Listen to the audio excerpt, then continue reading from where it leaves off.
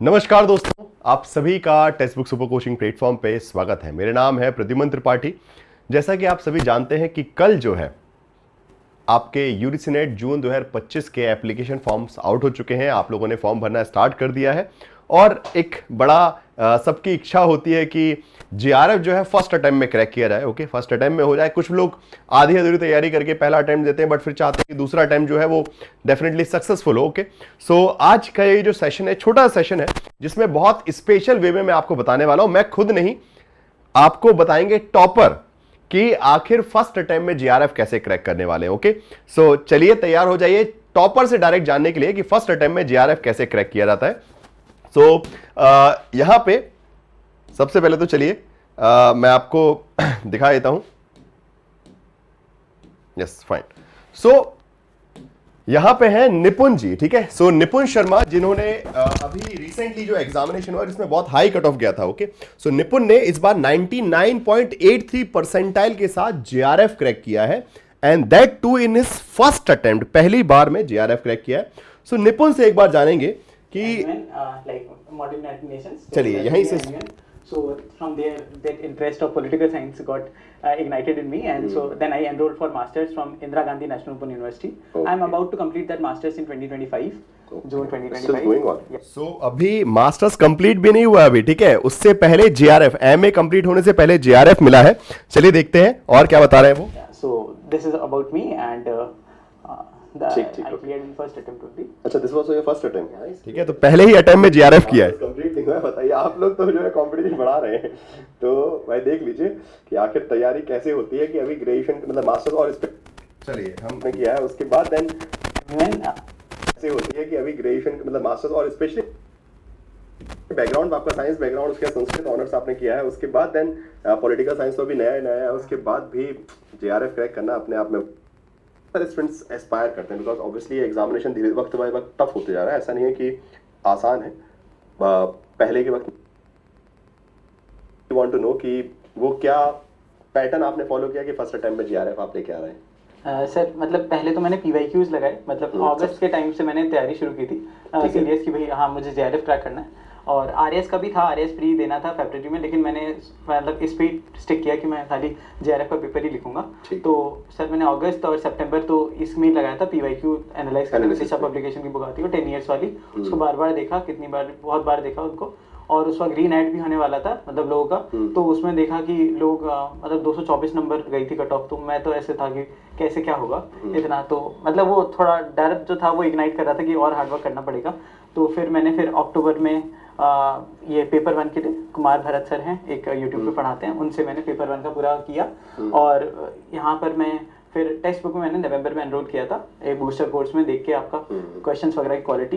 तो फिर वहाँ से फाउंडेशन कोर्स। सो निपुण ने बूस्टर कोर्स के थ्रू भी प्रिपरेशन की है, अगेन अपने बाकी चलिए पहले सुन। तो कुछ टॉपिक्स जो मेरे रह गए थे उनको मैंने वहाँ से कवर किया। बाकी जो मेरा साथ में मैं नोट्स बनाते जा रहा था, क्योंकि सर कंटेंट बहुत ज़्यादा वाइड है।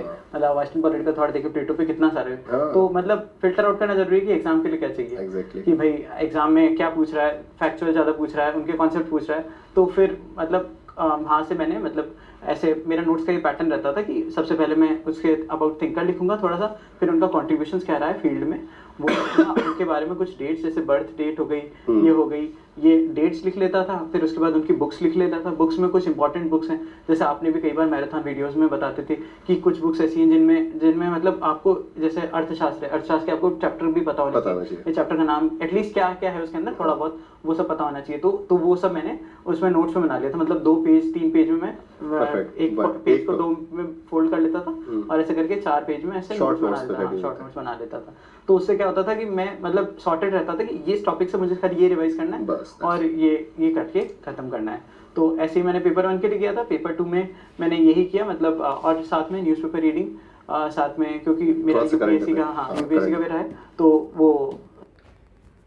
ओके, सो चलिए अब जरा वापस आते हैं कि जो आपका सवाल है कि पहले अटेम्प्ट में जेआरएफ क्रैक कैसे होगा, ठीक है।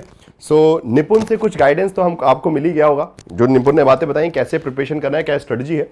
सो कुछ कुछ उन चीजों को और जो उन्होंने पॉइंट्स बताया उसको बहुत सिंपल वे में आप लोगों को एक पॉइंटर है, बिकॉज उन्होंने बहुत सारी बातें बताई, short notes, previous year question, revision, pointers, multiple चीजें थी, उनको मैं एक थोड़ा सा सिंपल वे में आपको थोड़ा एग्जीक्यूट करके बता देता हूं, जो कि बिकॉज अब जो है गिन के आपके पास 60 दिन बचे, ओके, तकरीबन 21 जून के आसपास से एग्जामिनेशन की डेट्स होने वाले हैं, तो कभी भी आपका एग्जामिनेशन हो सकता है किसी भी डेट पे, बट आने वाले 60 डेज को कैसे मैक्सिमम यूटिलाइज करें कि जेआरएफ हो जाए, ठीक है।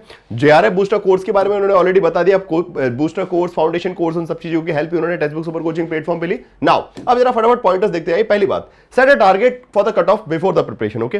जैसे कि उन्होंने बोला कि रीनेट एग्जामिनेशन होता, उसका उन्होंने कट ऑफ देखा, क्या बोल रहे थे कि कट ऑफ देखा और उसके हिसाब से डिसाइड कर लिया कि इतना स्कोर लेके चलना है, तो यू हैव टू प्रिपेयर। जैसे कि मैंने अभी कट ऑफ वाली वीडियो ही बना के बताई थी आपको कि कितना टारगेट कट ऑफ लेके चले, अभी वीडियो कुछ दिनों पहले रिलीज हुई थी कि क्या सेफ टारगेट होगा।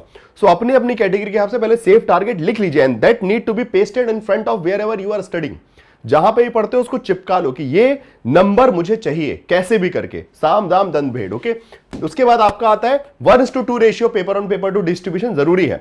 पेपर ऑन पेपर टू की पढ़ाई में बराबर, अगर आप आज के वक्त में 8 घंटे पढ़ रहे हैं, मिनिमम पढ़ना ही इतना, तो 5 घंटे पेपर 2 को और कम से कम 3 घंटे पेपर 1 को देना जरूरी है। अगर 6 घंटे पढ़ रहे हैं तो कम से कम आपके बेसिकली 2 घंटे जो है पेपर 1 को और 4 घंटे पेपर 2 को। सो इस तरीके से डिवीजन करते हुए प्रॉपर टाइम, ओके। सो ऐसा नहीं किसी का भेदभाव करेंगे तो आपका एग्जाम रिजल्ट नहीं होगा। उसके बाद strategic use of previous year question, जो कि निपुण बता रहे थे कि प्रीवियस ईयर क्वेश्चन को जितना लगाया उसमें टाइम लगा, बट वो उससे बहुत अच्छा अंडरस्टैंडिंग बन जाती है कि what to study what not to study, जो कि आप लोग नहीं करते हैं। मेहनत करते हैं बट रिजल्ट नहीं आता, क्यों? क्योंकि मेहनत बर्बाद की है। मेहनत वहां कीजिए जहां पे सही में उसके रिजल्ट आए। तो प्लीज स्ट्रेटेजिकली यूज कीजिए पीवाईक्यू को, और वैसे भी सीरीज वगैरह में मैं अभी चलते भी रह रही है regularly. Selective and mechanical approach in the revision, तो रिवीजन उन चीजों का कीजिए जहां से डायरेक्टली क्वेश्चन बन रहे हैं एग्जामिनेशन में, neither going for the complete revision, okay, पूरा का पूरा रिवीजन नहीं, स्ट्रेटेजिक रिवीजन। एंड उसके बाद आखिरी में आता है finite resources. This is the biggest problem of most of the students कि ये भी पढ़ लेते हैं, यहां से भी ये भी लेक्चर देख लेते हैं, ये भी क्लास देख लेते हैं, वो भी कर नहीं।